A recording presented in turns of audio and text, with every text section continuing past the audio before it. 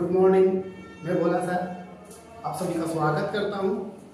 दोस्तों, आज मैं पॉलिटिकल साइंस का कुछ क्वेश्चन लेकर के आया हूं जो मोस्ट इम्पोर्टेंट क्वेश्चन थे क्लास 11th के लिए। तो आप यदि चैनल में नए हैं तो चैनल को सब्सक्राइब कर ले, फॉलो कर ले, लाइक कर ले, शेयर कर ले, ताकि आप चैनल में बने रहेंगे। और यदि हम किसी तरह का वीडियो आपके लिए छोड़ते हैं तो निश्चित तौर पर वो वीडियो आपके स्क्रीन पर पहले आएगा। तो आप चैनल को सब्सक्राइब कर ले, सब्सक्राइब करना ना भूलें। चलिए दोस्तों, देखते हैं आज का पहला क्वेश्चन।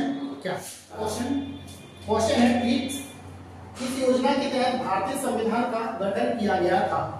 दोस्तों, किस योजना के तहत भारतीय संविधान का गठन किया गया था? तो दोस्तों बता दूं कि भारतीय संविधान का जो गठन किया गया था वो कैबिनेट मिशन योजना 1946 के तहत किया गया था। दोस्तों, यह जुलाई 1946 में आया था। संविधान के किस अनुच्छेद द्वारा अस्पृश्यता का अंत किया गया? क्वेश्चन नंबर 2 जो है, संविधान के किस अनुच्छेद द्वारा अस्पृश्यता का अंत किया गया? तो अनुच्छेद 17। दोस्तों मैं बता दूं, अनुच्छेद 17 अस्पृश्यता का अंत किया गया। अनुच्छेद 18 दोगी उपाधियों का अंत किया गया। अगला क्वेश्चन देखते हैं। क्वेश्चन 3 क्या कहता है? किस मौलिक अधिकार को भारतीय संविधान का हृदय और आत्मा कहा जाता है?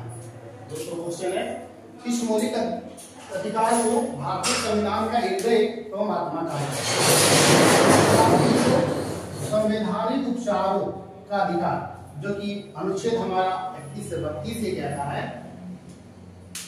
ठीक है, संवैधानिक उपचारों का अधिकार 31 और 32 में ये हमारे अधिकार दिया गया है। एक है समानता का अधिकार। दोस्तों, समानता का अधिकार 14 से 18 है। धार्मिक स्वतंत्रता का अधिकार जो 25 से 28 है। और शोषण के विरोध अधिकार जो 23 से 24 ये अनुच्छेद है। और दोस्तों मैं बता दूं, आपको किसी तरह का क्वेश्चन पूछा जा सकता है। आपको क्वेश्चन पूछ दिया जाएगा कि समानता का अधिकार का अनुच्छेद क्या है, पूछा जा सकता है।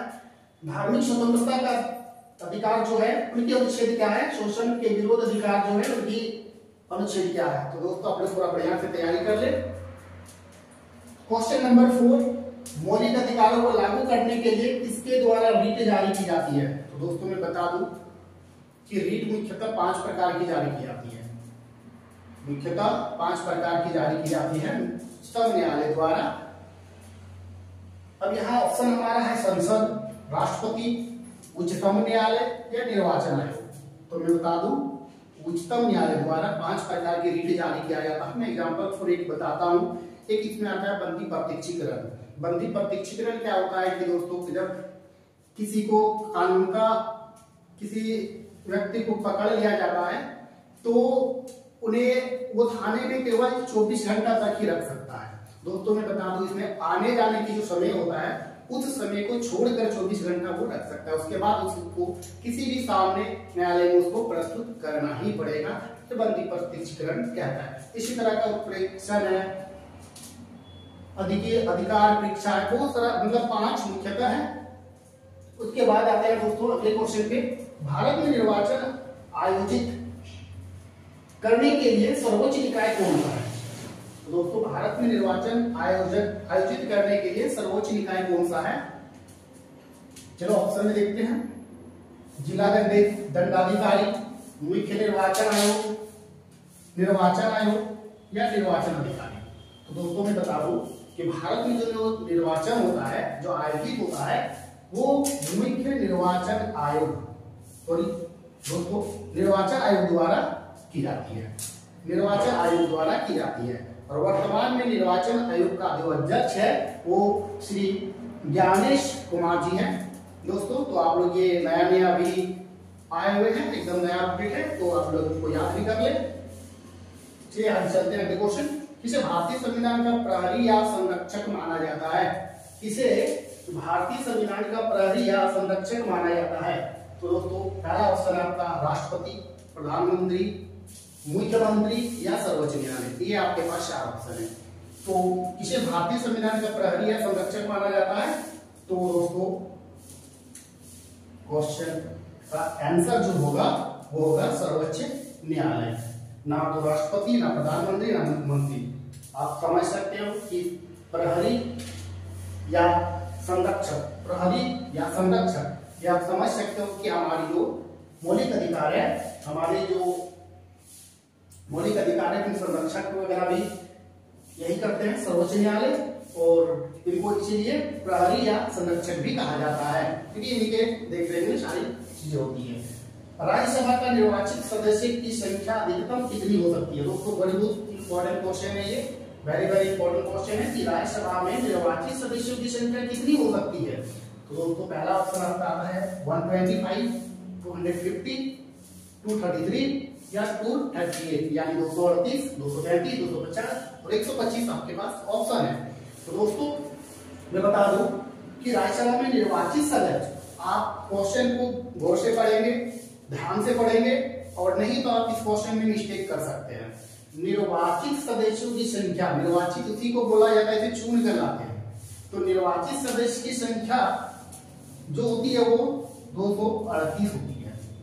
अब बहुत सारे बच्चे क्या करेंगे, 233 पे मार के आएंगे। बहुत सारे बच्चे ऐसे करते हैं 233 पे मारेंगे ही मारेंगे, वो इसलिए क्योंकि 233 भी ऑलमोस्ट 90% आपका सही होगा, लेकिन 238 पे आपको जाना पड़ेगा, इसलिए कि 233 राज्यों से होती है और 5 इसमें जो होता है वो केंद्र शासित प्रदेशों से भी ली जाती है। तो 33 + 5 यदि मिला दे तो 238। यहाँ आपको ये भी बोला गया था कि राज्य से या फिर केंद्र शासित प्रदेश से लिया जाए, तो कुल मिला के 238। तो निर्वाचित सदस्यों की संख्या अधिकतम कितनी हो सकती है? तो निर्वाचित कितनी होती है दोस्तों, मैं एक और बता दूं, इसमें जो 12 जो होता है, 12 सदस्य जो होता है, ये 12 सदस्य जो होता है उसे राष्ट्रपति द्वारा मनोनीत की जाती है। तो कुल मिला के कितने हो गया दोस्तों, मैं बता दूं 238 + 12 यानी कि 250। तो अब क्वेश्चन ऐसा भी पूछा जा सकता है कि राज्यसभा में अधिकतम संख्या कितनी हो सकती है, सदस्यों की संख्या कितनी हो सकती है। तो अधिकतम जब पूछा जाएगा, निर्वाचित वगैरह से कोई मतलब नहीं है, जब पूछा जाएगा राज्यसभा में निर्वाचित सदस्यों की संख्या कितनी होती है, अधिकतम कितनी हो सकती है, तो आप 250 पे जाएंगे। और किस कारण से 250 होगा, मैंने बताया कि 12 सदस्य जो होता है वो राष्ट्रपति मनोनीत करते हैं। तो चलो देखते हैं दोस्तों अगला क्वेश्चन। भारत में वर्तमान लोकसभा अध्यक्ष कौन है? तो ये बहुत सारे बच्चे ऐसे जानते भी होंगे, बहुत सारे स्टूडेंट ऐसे भी जानते होंगे। ओम बिरला पहला ऑप्शन, मीरा कुमार, प्रतिभा पाटिल, इनमें से कोई नहीं। तो दोस्तों मैं बता दूं वर्तमान में अभी ओम बिरला ही है और मीरा कुमार, जो कि ये भी एक क्वेश्चन बनता है दोस्तों कि भारत में प्रथम महिला स्पीकर यानी अध्यक्ष और स्पीकर दोनों एक ही होता है, तो कौन थी? तो मैं बता दूं कि मीरा कुमार, ये मीरा कुमार याद रखना दोस्तों, महिला में ये पहले थी। प्रतिभा पाटिल, ये भी क्वेश्चन पूछा जा सकता है कि भारत के प्रथम महिला राष्ट्रपति कौन थे? तो प्रतिभा पाटिल या इनमें से कोई नहीं, ठीक है, यानी इसका आंसर होता है भारत में वर्तमान लोकसभा अध्यक्ष कौन है? तो ओम बिरला। ये आंसर दोस्तों मैंने पहले ही बोला था कि आप क्वेश्चन एक पढ़ेंगे लेकिन उसके साथ साथ अनेकों आंसर मिलेगा, तो आप केवल वीडियो के अंत तक बने रहें। और यदि वीडियो को आप अभी तक सब्सक्राइब नहीं किए हैं तो वीडियो को सब्सक्राइब कर ले, ताकि वीडियो आपके स्क्रीन पर आते रहे। चलिए दोस्तों देखते हैं अगला क्वेश्चन।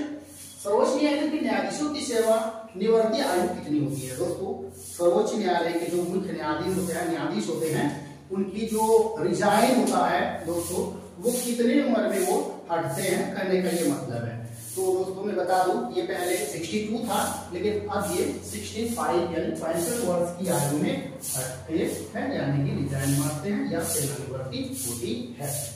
तो दोस्तों अगला क्वेश्चन आते हैं, लोकसभा की निर्वाचित सदस्यों की अधिकतम संख्या कितनी हो सकती है? दूसरे क्वेश्चन है, लोकसभा की निर्वाचित सदस्यों की अधिकतम संख्या कितनी हो सकती है? तो अधिकतम 550 कितनी हो सकती है, नहीं पूछा है वर्तमान में कितनी है, कितनी हो सकती है, तो 550। 530 + 20, 530 जो है राज्यों से है और 520 आपका केंद्र शासित प्रदेश से होगी, और 2 जो आता है वो मनोनीत किया जाएगा। तो यदि पूछा जाए कि अधिकतम कितनी हो सकती है, सदस्यों की संख्या अधिकतम कितनी हो सकती है, तो दोस्तों 552 पे आएंगे। और यदि क्वेश्चन ये पूछा जाए कि वर्तमान में लोकसभा निर्वाचित सदस्य की संख्या कितनी है, वर्तमान में लोकसभा निर्वाचित सदस्य की संख्या कितनी है, तो दोस्तों 543 के जाएंगे। और ये भी पूछा जा सकता है कि वर्तमान में लोकसभा सदस्यों की संख्या कितनी है, तो वर्तमान में अभी 545 है। तो क्वेश्चन पे डिपेंड करता है दोस्तों, आप क्वेश्चन को बढ़िया तरह से पढ़े, ऐसे क्वेश्चन पे उलझे नहीं, आप जितनी हो सके क्वेश्चन को बढ़िया ढंग से पढ़े और क्वेश्चन पे जवाब दें। तो आपका ये क्वेश्चन था, लोकसभा की निर्वाचित सदस्य की अधिकतम संख्या कितनी हो सकती है, तो दोस्तों 550। क्यों होता है 550, क्यों हो सकती है, तो 530 जो राज्यों से होता है और 20 जो होगा वो केंद्र शासित प्रदेशों से ली जाएगी, तो कुल मिला के 550 होगा। हो सकती है, अधिकतम संख्या कितनी हो सकती है, ये नहीं पूछा कि कितनी है, अभी अधिकतम संख्या 545 ही है और अधिकतम सदस्यों की संख्या यदि पूछा जाए तो 552 हो सकती है, लेकिन यहाँ निर्वाचित को खत्म करना पड़ेगा, निर्वाचित पूछेगा तो कुल मिला के 550 ही हो सकती है अधिकतम, लेकिन वर्तमान में अभी निर्वाचित 543 है। राष्ट्रपति द्वारा जो अगले भारतीय को निर्धारित करता है, तो कुल मिलाकर 45 नंबर 11। क्वेश्चन नंबर 11 कह रहा है 73वां एवं 74वां संशोधन कब लागू हुआ, 73वां एवं 74वां संशोधन कब लागू किया गया, तो दोस्तों 73वां और 74वां संशोधन, पहले ये जान लीजिए 73वां और 74वां संशोधन है क्या।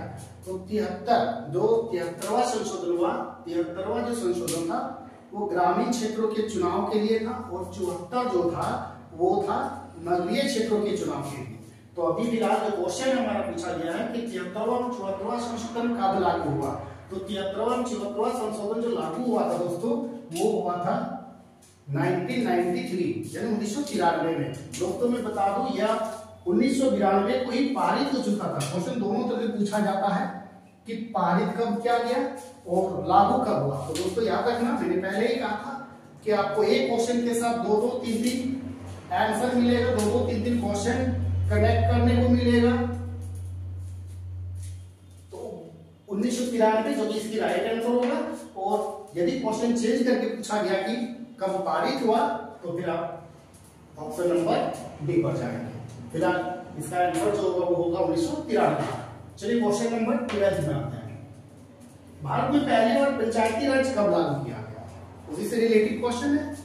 क्वेश्चन है भारत में पहली बार पंचायती राज कब लागू किया गया, तो दोस्तों मैं बता दूं कि पहली बार जो पंचायती राज लागू हुआ था वो हुआ था 1959। और दोस्तों मैं इससे रिलेटेड और भी मैं बता दूं कि क्वेश्चन पूछा जा सकता है कि भारत में पहली बार पंचायती राज भारत के किस राज्य में लागू किया गया, तो दोस्तों मैं बता दूं वो राज्य था राजस्थान। और राजस्थान का एक जिला नागौर जिला आता है, उस जिला में ये पहली बार लागू किया गया था। तो क्वेश्चन कुछ भी पूछा जा सकता है, इसलिए आप ध्यान रखें कि ये लागू तो 1959 में हुआ था, लेकिन ये पहली जो व्यवस्था अपनाया गया था ये राजस्थान राज्य के नागौर जिला में अपनाया गया था। क्वेश्चन नंबर 13 पे चलते हैं। क्वेश्चन नंबर 13 कह रहा है कि संविधान संशोधन द्वारा भारतीय संविधान की प्रस्तावना में पंथ निरपेक्ष शब्द को जोड़ा गया। दोस्तों पंथ निरपेक्ष शब्द जो कि ऑप्शन हमारा है 61वां, 42वां है, 44वां है या 73वां है। दोस्तों मैं बता दूं कभी कभी आप क्या करें कि यदि आपको पूर्णतः बहुत बढ़िया तरह से 4 ऑप्शन पता है तो आप पहले उन ऑप्शन को कट कर ले जो इसका आंसर होगा ही नहीं।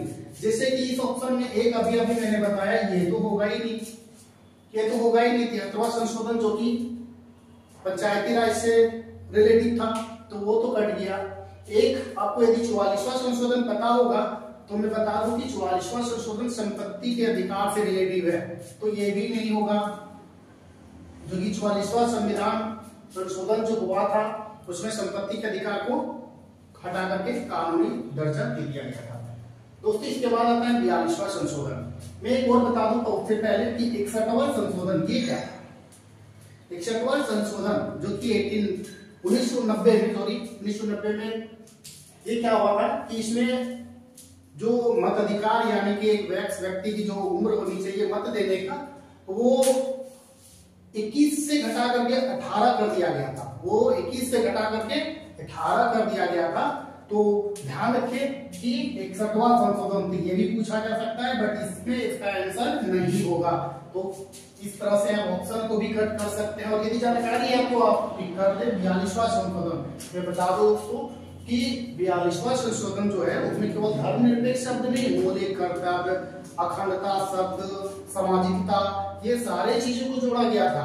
तो याद रखें कि हो सके कुछ तो याद रखना, अखंडता, मौलिक कर्तव्य, मौलिक अधिकार और सामाजिकता ये भी जोड़ा गया था।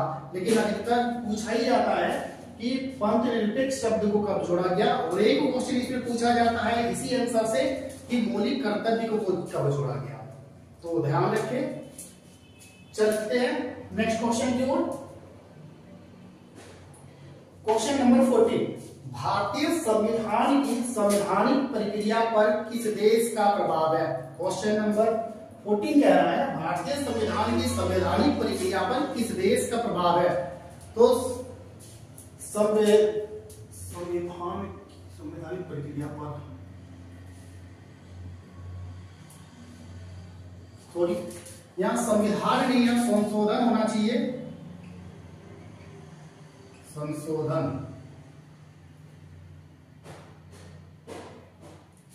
यहाँ संशोधन होना चाहिए। सॉरी दोस्तों मिस्टेक था लिखने में। भारतीय संविधान की संशोधन प्रक्रिया पर किस देश का प्रभाव है।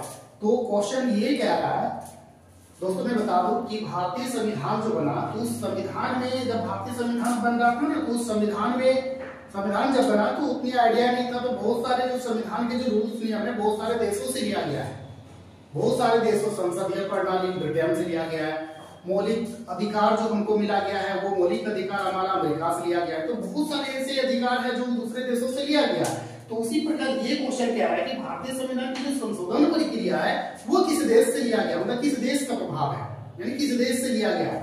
तो आपका ऑप्शन है ब्रिटिश संविधान। तो मैंने अभी कहा कि ब्रिटिश संविधान नहीं, ब्रिटिश संविधान से संशोधन प्रक्रिया नहीं लिया गया था। ब्रिटिश संविधान से संसदीय प्रक्रिया जो हमारी चलता है, जिसको वहां पार्लियामेंट बोलते हैं, हम लोग संसद बोलते हैं, तो वही चीज है बस। तो याद रखना ब्रिटिश संविधान से संसदीय प्रक्रिया को लिया गया है। ऑस्ट्रेलिया का संविधान दोस्तों आप पढ़े होंगे, समवर्ती सूची। तो समवर्ती सूची जो है वो ऑस्ट्रेलिया का संविधान से ही लिया गया है। और दोस्तों यहाँ ऑप्शन है, मैंने 15 का ऑप्शन बताना स्टार्ट किया था। सॉरी दोस्तों, पहला ऑप्शन है कनाडा, जो कि नहीं है। ऑस्ट्रेलिया में जो है वो संवर्ती जो मैंने बताया अभी, ठीक है। ब्रिटेन जो, ये भी मैंने बताया कि ब्रिटेन की संविधान जो है वहां से हम लोग को संसदीय प्रक्रिया लिया गया था। और ये दक्षिण अफ्रीका है। तो दोस्तों मैं बता दूं कि दक्षिण अफ्रीका से ही संशोधन की प्रक्रिया को लिया गया था। तो इसकी राइट आंसर जो होगा वो होगा दक्षिण अफ्रीका। चलते हैं नेक्स्ट क्वेश्चन की। भारतीय संविधान पर निम्नलिखित में से किसका अधिक प्रभाव पड़ा। अब भारतीय संविधान पर जो हमारी जो संविधान है, जब संविधान बना तो मैं बता दूं कि उसमें मूल जो रूप से अनुच्छेद था ना वो 395 था, 395। और उसमें सबसे ज्यादा प्रभाव देखा जाए तो 1935 भारतीय सरकार अधिनियम 1935 जो नियम उस टाइम चल रहा था वही नियम ज्यादातर समावेश है। और बाकी ऑस्ट्रेलिया का संविधान से भी कुछ लिया गया है, ब्रिटिश के संविधान से भी लिया गया है, अमेरिका की भी संविधान ऑप्शन है। तो अमेरिका की संविधान से मैंने अभी बताया कि मौलिक अधिकार को जो है वो अमेरिका से लिया गया था। और मैंने ऑस्ट्रेलिया के संविधान की भी बात की, ब्रिटिश से हमारी संसदीय प्रक्रिया को भी लिया गया था। तो नेक्स्ट क्वेश्चन है, अभी रिपब्लिक पुस्तक किसने लिखी। दोस्तों ये इस टाइप का एक क्वेश्चन तो 11th में आएगा ही आएगा। कोई एक पुस्तक रहेगा, उस पुस्तक का नाम लिखने के, पुस्तक का जो राइटर होगा वो राइटर तो देगा ही देगा, या फिर राइटर का नाम लिखा रहेगा, पुस्तक का नाम देगा। उम्मीद करते हैं कि आपको राइटर का ही नाम पूछे, पुस्तक का नाम दिया। तो रिपब्लिक पुस्तक किसने लिखी, एक क्वेश्चन है। और दोस्तों मैं बता दूं पूरा नाम वहां नहीं रहता है, इसलिए इसमें भी वही शॉर्ट का प्रयोग किया गया है। गार्डनर है, लॉस्की है, रूसो है, प्लेटो है। तो इन चारों में से कौन इसका आंसर होगा। तो मैं बता दूं रिपब्लिक पुस्तक किसने लिखी, वो पुस्तक लिखने वाला व्यक्ति प्लेटो थे, ठीक है। अगला क्वेश्चन है, मनुष्य स्वतंत्र रूप से जन्म लेती है लेकिन हर जगह वह बंधनों से झगड़ा है, यह कथन किसका है, मतलब किसने कहा। दोस्तों बहुत अच्छा, बहुत सुंदर सा क्वेश्चन है। मनुष्य स्वतंत्र रूप से जन्म लेती है लेकिन हर जगह वो बंधनों से जकड़ा हुआ है। बिल्कुल, जब जन्म लेते हैं तो स्वतंत्र होते हैं, लेकिन जैसे ही धीरे धीरे हमारी आयु ऊपर की ओर बढ़ता है तो हम हर नियम या बंधनों से बंधे हुए रहते हैं। यही तो हमारे संविधान की सबसे बड़ी पहचान है कि जैसे जैसे हमारी जिम्मेदारी बनते हैं, नियमों में बंधे हुए रहते हैं। तो ये कथन किसका था? उन्होंने स्वतंत्र रूप से जन्म तो लेती है, लेकिन हर जगह वो बंधनों से जकड़ा रहता है, यानी कि बंधनों से बंधे हुए रहता है। तो दोस्तों ये कथन था रूसो का, ये कथन था रूसो का, जो जिनेवा का रहने वाला था, वो जिनेवा स्विट्जरलैंड देश में पड़ता है। नेक्स्ट क्वेश्चन नंबर 18 चलते हैं।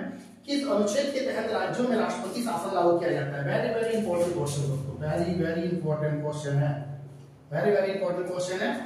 किस अनुच्छेद के तहत राज्यों में राष्ट्रपति शासन लागू किया जाता है? तो दोस्तों 360, अनुच्छेद 360 है, अनुच्छेद 356 है, अनुच्छेद 352 है, अनुच्छेद चारों का कुछ न कुछ महत्व है दोस्तों, चारों का कुछ न कुछ महत्व है। अनुच्छेद 360, अनुच्छेद 356, अनुच्छेद 352, अनुच्छेद 360 क्या कहता है दोस्तों? ये वित्तीय संबंधी, यदि देश में वित्तीय संबंधित किसी तरह की समस्या उत्पन्न होती है तो शायद उस स्थिति में क्या बोलते हैं, अनुच्छेद 360 लगाया जा सकता है। अनुच्छेद 356 ये हमारे राज्यों में जो कि लागू होती है। अनुच्छेद 352, अनुच्छेद 352 युद्ध संबंधित यदि किसी तरह की समस्या होती है तो उस टाइम पर भी देश में राष्ट्रपति शासन लगाया जा सकता है। और दोस्तों मैं आपको बता दूं कि अनुच्छेद 370 क्या है नहीं है, क्योंकि ये अनुच्छेद 370 स्पेशल बनता है क्योंकि ये जम्मू कश्मीर से रिलेटिव था, अभी नहीं है, इसको हटा दिया गया है। लेकिन ये पूछा जा सकता है उससे तो कि जम्मू कश्मीर का कौन से अनुच्छेद जम्मू कश्मीर से संबंधित है, क्वेश्चन पूछा जा सकता है। तो अनुच्छेद 370 याद रखना, जम्मू कश्मीर से संबंधित है। क्वेश्चन नंबर 19 क्या कहता है? राष्ट्रपति के चुनाव में इनमें से कौन भाग नहीं लेता है? दोस्तों इसको हमेशा अपने दिमाग में एकदम सेट कर दो कि राष्ट्रपति के चुनाव में इनमें से कौन भाग नहीं लेता है। राष्ट्रपति के चुनाव में इनमें से कौन भाग नहीं लेता है? संसद के सदस्य, विधानसभा के सदस्य, विधान परिषद के सदस्य या सभी? बच्चे हमेशा गलती करते हैं, सभी देखते ही सब मारते हैं कि सभी है तो मार देंगे, बट ऐसा कभी नहीं करना, आपको पता है तो ही आप करें। संसद के सदस्य, संसद के सदस्य तो भाग लेते हैं, ये कन्फर्म है क्योंकि वो निर्वाचित होते हैं, वो भाग लेंगे ही लेंगे। विधानसभा के सदस्य तो, विधानसभा के सदस्य तो जो जितने भी राज्य की विधानसभा है उनके सदस्य तो भाग लेते ही है। एक ऑप्शन बचता है विधान परिषद। तो दोस्तों मैं बता दूं विधान परिषद के सदस्य जो है राष्ट्रपति के चुनाव में यानी कि भाग नहीं लेते हैं। अब एक क्वेश्चन बनता है कि सर ये को क्या होता है, विधान परिषद क्या होता है? बस विधान परिषद जो होता है बच्चे, तो विधान परिषद जो होता है कि हर एक राज्य में नहीं लागू होता है, कुछ राज्यों में ही इसको लगा है, कुछ राज्यों में ही ये चलता है। जैसे हो गया बिहार, यूपी हो गया, आंध्र प्रदेश हो गया, तेलंगाना हो गया, कर्नाटक हो गया, और अभी वर्तमान यानी जहां तक उनको पता है कि 6 राज्यों में वर्तमान विधान परिषद चल रही है अभी। जैसे कि मैंने बताया बिहार, आंध्र प्रदेश, यूपी, हरियाणा, कर्नाटक और तेलंगाना, सर ये 6 राज्यों में अभी विधान परिषद चल रहा है। तो इसी कारण से जो है राष्ट्रपति के चुनाव में इनको भागीदारी नहीं दी जाती है। चलो क्वेश्चन नंबर 20 देखते हैं। महिलाओं को सबसे पहले मताधिकार किस देश में मिला? वेरी वेरी इंपॉर्टेंट क्वेश्चन दोस्तों, ये सब याद जरूर ही कर लेना। और ये क्वेश्चन केवल एग्जाम के लिए नहीं, आपको नॉलेज भी होनी चाहिए कि महिलाओं को सबसे पहले मताधिकार किस देश में मिला। तो न्यूजीलैंड, ऑस्ट्रेलिया, जापान, चीन, ये 4 ऑप्शन आपके साथ है। और मैं बता दूं कि ये जो अधिकार है वो सबसे पहले न्यूजीलैंड में 19 सितंबर 1893 को ही महिलाओं को अधिकार दिया गया था मत देने की। तो दोस्तों कैसा लगा वीडियो आप जरूर कमेंट करेंगे। और आपके लिए एक क्वेश्चन है कि भारत की जो आजादी है वो किस योजना के तहत मिला था। दोस्तों क्वेश्चन एक बार को रिपीट कर दूं कि भारत की जो आजादी है, आजादी जो मिला था वो किस योजना के तहत मिला था। तो आपको बताना है कमेंट में, कमेंट करके जरूर बताएं कि भारत को आजादी जो मिला वो किस योजना के तहत मिला था।